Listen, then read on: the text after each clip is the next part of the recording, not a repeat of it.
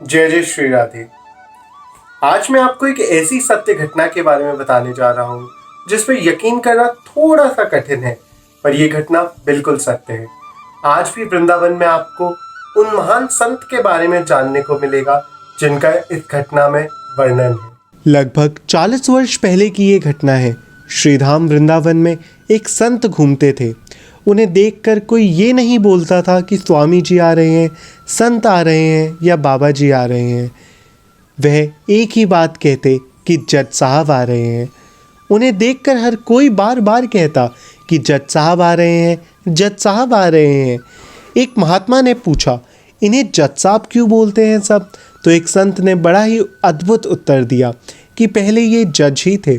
दक्षिण भारत के किसी छोटे से शहर में जज के पद पे थे। उसी शहर के आसपास एक छोटा सा गांव था।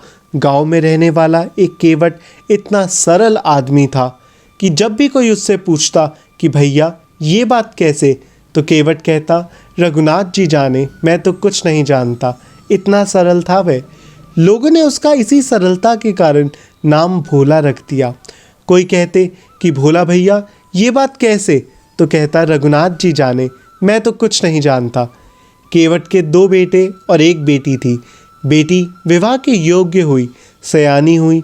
बेटों ने कहा, गांव के सेठ जी से पैसा उधार ले लीजिए पिताजी, और विवाह के बाद हम चुका देंगे। हम लोग कमाई करेंगे और सेठ जी का सारा पैसा उतार देंगे। केवट ने सेठ जी के पास गया और 200 रुपये उधार ले लिए। ब्याज की दर तय हो गई। भाइयों ने बहन का विवाह किया और बहन की विदाई हुई। बहन की विदाई के साथ ही केवट ने भी घर त्याग दिया और रघुनाथ जी के मंदिर में जाकर रहने लगा। बस उसके लिए तो रघुनाथ जी ही सब कुछ थे। मंदिर में रहता, झाड़ू लगाता और दर्शन पाता।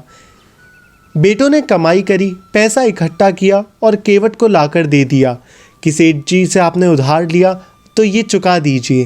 केवट गया, सेठ जी को रुपए वापस किए, ब्याज की एक एक रकम पकड़ाई। सेठ जी ने रसीद लिख कर दी। हिसाब किताब चुकता हो चुका है, पाई पाई से पैसा मिल चुका है। केवट को रसीद पकड़ा दी और कहा, पढ़ के सुनाओ। केवट बोला, मैं तो कुछ नहीं जानता, रघुनाथ जी जाने। सेठ जी के मन में पाप आ गया। ये रसीद हमें दे दो और हमारे लिए पीने को पानी ले आओ। जब केवट पानी लेने को गया तो सेठ जी ने रसीद बदल दी। एक नई रसीद पे क ख ग लिखकर केवट के हाथ में थमा दी। केवट रसीद लेके दोबारा मंदिर में आया और रघुनाथ जी के चरणों में रख दी। फिर उसी रसीद को उठाकर अपने कमरे की अलमारी में रख दी और सिर्फ सीता राम का जाप गाने लगा। तेरे सर पर सीता राम फिकर फिर क्या करना, तेरे सर पर सीता राम फिकर फिर क्या करना। पितु रघुवर श्री जानकी मैया, पितु रघुवर श्री जानकी मैया, फिर क्यों परेशान हो भैया, तेरे मिटेंगे कष्ट तमाम, फिकर फिर क्या करना। तेरे सर पर सीता राम फिकर फिर क्या करना।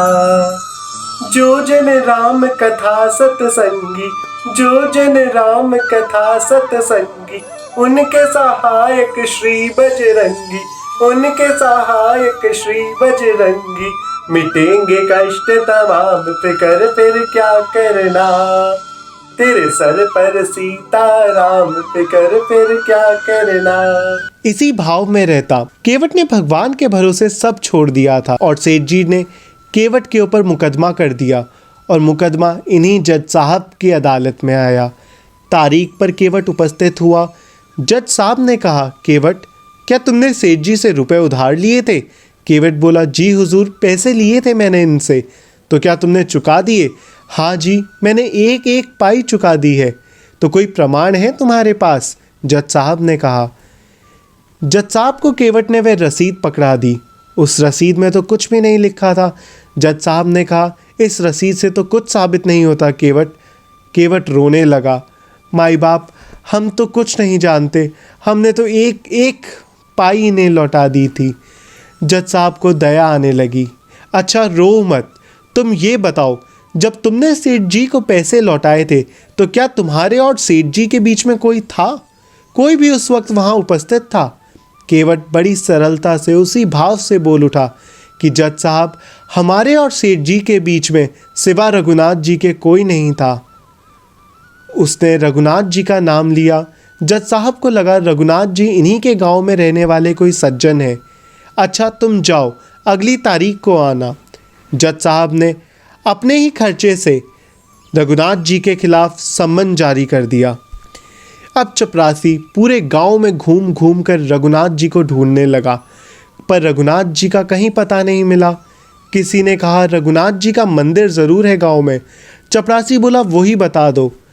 पुजारी जी बाहर बैठे थे और सीताराम का जाप कर रहे थे।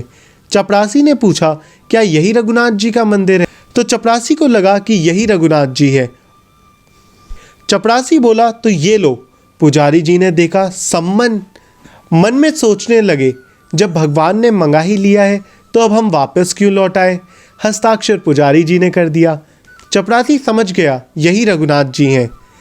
सम्मन रघुनाथ जी के चरणों में लाके रख दिया। वाह प्रभु, आपके भक्तों ने आपको मुकुट कई बार भेंट में दिए हैं, कपड़े, पोशाक, रत्न, माला, हीरे, इतना कुछ आपको चढ़ाते हैं, पर सम्मन पहली बार आया है आपके लिए। केवट से जाके बोले तुमने रघुनाथ जी का नाम काहे को लिखवा दिया? केवट बोला झूठ में थोड़ी लिखवाया है, हमारे रघुनाथ जी तो हर तरफ है, और उस वक्त भी रघुनाथ जी हमारे और सेठ जी के बीच में थे। हरि बिन संकट कौन निवारे, हरि बिन संकट कौन निवारे। केवट तो निश्चिंत हो गया और राम जी के मंदिर में राम जी का जाप करने लगा। तारीख से एक दिन पहले पुजारी जी ने कहा केवट, तुम अदालत के लिए एक दिन पहले ही निकल जाओ, समय पर पहुंच जाओगे। रही बात रघुनाथ जी की तो वो ही जाने, ये अनाथ की लाज आज रघुनाथ जी हाथ तुम्हारे। केवट ने प्रणाम किया और वहाँ से चला गया। दूसरे दिन पंडित जी सुबह जल्दी उठे, स्नान किया, प्रभु को स्नान कराया, नई पोशाक पहनाई। सोच रहे थे आज भगवान पहली बार अदालत जा रहे हैं, कपड़े अच्छे होने चाहिए, लेकिन आंखों में आंसू भर के कहते प्रभु जाइएगा ज़रूर, जो भी आपका मन करे वो वस्त्र पहन के केवट की मदद के लिए ज़रूर जाइएगा। उस भोले का आपके सिवा इस दुनिया में कोई नहीं है। उधर केवट पहुंचा अदालत में। जज साहब ने कहा केवट, तुम्हारे गवाह कहाँ हैं? केवट बोला हुजूर, वह तो सब जगह रहते हैं, इधर किधर ही होंगे। चपरासी को आदेश दिया गया। चपरासी ने कहा रघुनाथ हाजिर हो, रघुनाथ हाजिर हो, रघुनाथ हाजिर हो। ऐसे 3 नारे जो लगाए हैं तो क्या देखा? चाल लटपटी सी एक वृद्ध की झुकी देह है। लड़खड़ाता हुआ एक बूढ़ा सा आदमी आया। चाल लटपटी सी एक वृद्ध की झुकी देह है, दुपती फटी सी शीश बांधे धर धाए है।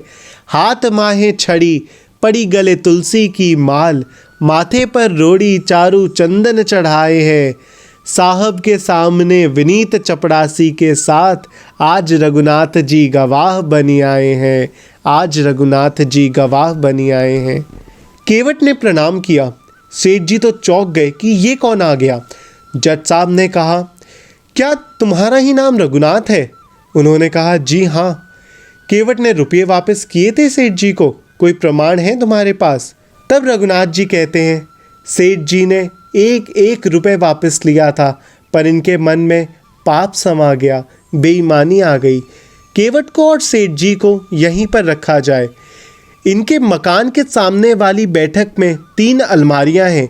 बीच वाली अलमारी में बही रखी है। 32 नंबर की बही के 16 नंबर के पेज में आज भी वो रसीद सुरक्षित है। सर्व अंतर्यामी भगवान से क्या छिपाया था। चपरासी को भेजा गया, रसीद मिल गई। सेठ जी को दंडित होना पड़ा। केवट बाइज्जत बली हो गया। रघुनाथ जी तो अंतर्ध्यान हो गए, पर जज साहब के मन में थोड़ी सी उथल पुथल चल रही थी। जज साहब ने कहा केवट, तुमसे एक बात पूछे? हाँ पूछिए हुजूर। ये रघुनाथ जी रहते कहाँ हैं? क्योंकि इतना सटीक जवाब तो हमने आज तक किसी से नहीं सुना। केवट ने कहा हुजूर ये तो हर जगह रहते हैं, जहाँ मैं हूँ वहीं रघुनाथ जी रहते हैं। कहते तो अच्छा ये तुम्हारे गांव के हैं, गांव में रहते कहाँ हैं? कहते हुजूर ये वो हैं जिनका मंदिर है। जज साहब चौंक गए। मंदिर के पुजारी तो नहीं लग रहे थे और मंदिर इन्होंने बनवाया हो इतनी इनकी हैसियत नहीं लग रही थी। हुजूर, पढ़े लिखों को समझाना थोड़ा सा मुश्किल है, पर ये वो हैं जो मंदिर में बैठे थे। अब जज साहब तो चौंक उठे, चपरासी को बुलवाया। क्या ये वही हैं जिन्होंने हस्ताक्षर करे थे हमारे संबंध पे?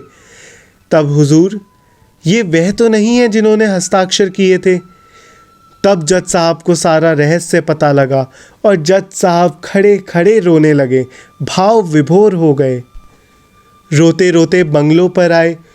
लोगों ने पूछा, क्या बात है, रो क्यों रहे हो?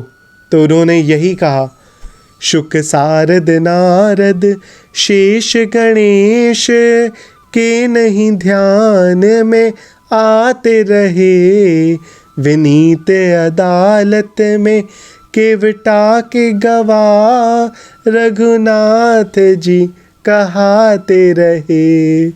घर वालों ने कहा, तो इस पर रोने की क्या बात है?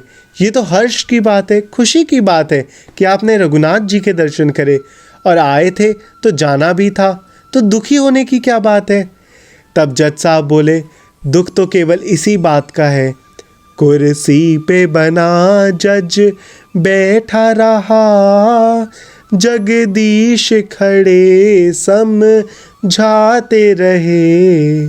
मैं कुर्सी पर जज बना बैठा रहा और जिनकी अदालत में एक दिन सबको खड़े होना है, वह जगदीश मेरी अदालत में खड़े खड़े गवाही देते रहे। ऐसे भाव हुआ, उसी क्षण रोते रोते अपने पद से इस्तीफा दे दिया, साधु बनकर वृंदावन धाम आ गए। ये किसी और युग की घटना नहीं है, इसी युग की बात है। केवल 50 वर्ष पहले की घटना है ये। आज भी अगर आप ब्रज भूमि पे जाते हैं, वृंदावन धाम जाते हैं, तो इन संत के बारे में आपको पता चलेगा। इन जज साहब के बारे में बहुत सारी कहानियां आज भी वहां प्रचलित हैं। लोगों ने इनके दर्शन करे हैं वृंदावन में। सिर्फ भाव और श्रद्धा की बात है, बस यही विश्वास रखिए। मेरे सर पर सीताराम, फिकर फिर क्या करना, मेरे बनेंगे बिगड़े काम, फिकर फिर क्या करना। प्रभु पे विश्वास रखिए और अनुभव कीजिए कि वह पग पग पे आपके साथ है। जय जय श्री राधे।